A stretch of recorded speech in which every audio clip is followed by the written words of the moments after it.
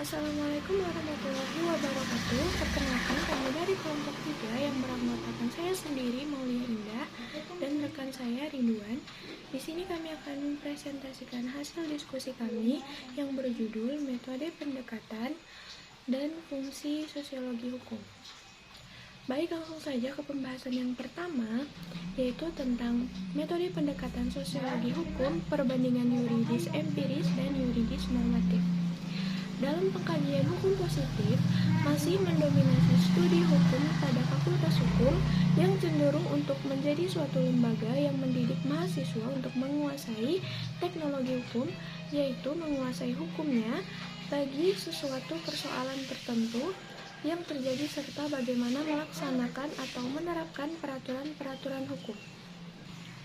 Maka perlu menguraikan lebih dahulu dimaksud pendekatan yuridis empiris atau ilmu kenyataan hukum dan penjelasannya sebagai berikut.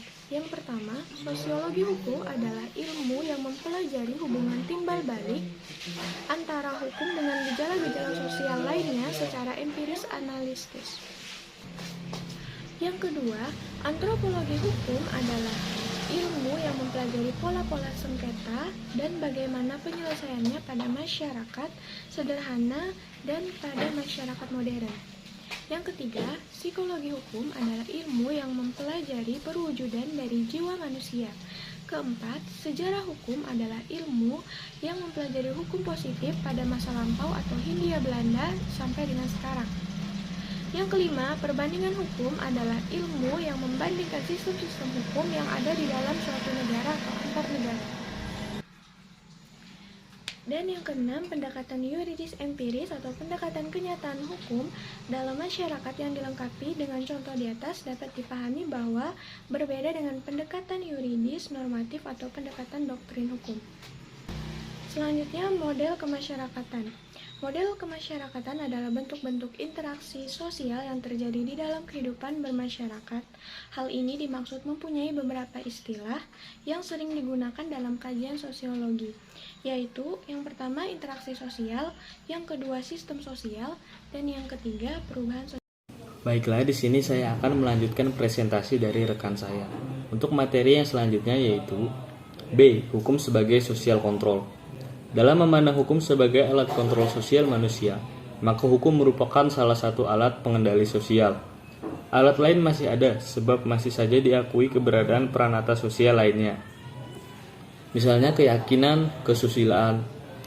Kontrol sosial merupakan aspek normatif kehidupan sosial. Hal itu bahkan dapat dinyatakan sebagai pemberi definisi tingkah laku yang menyimpang dan akibat-akibat yang ditimbulkannya, seperti berbagai larangan, tuntutan, dan pemberian ganti rugi.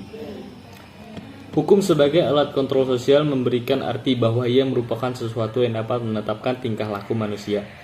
Tingkah laku ini dapat didefinisikan sebagai sesuatu yang menyimpang terhadap aturan hukum.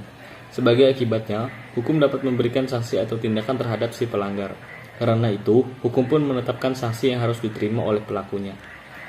Hal ini berarti bahwa hukum mengarahkan agar masyarakat berbuat secara benar menurut aturan sehingga ketentraman terwujud. Sanksi hukum terhadap perilaku yang menyimpang ternyata terdapat perbedaan di kalangan suatu masyarakat.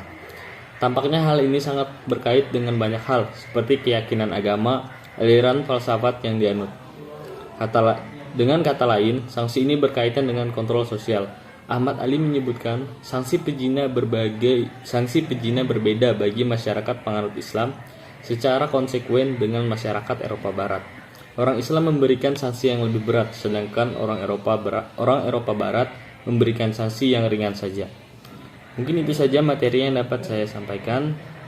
Salah hilaf mohon maaf. Wallahul muwaffiq ila aqwamit thoriq. Wassalamualaikum warahmatullahi wabarakatuh.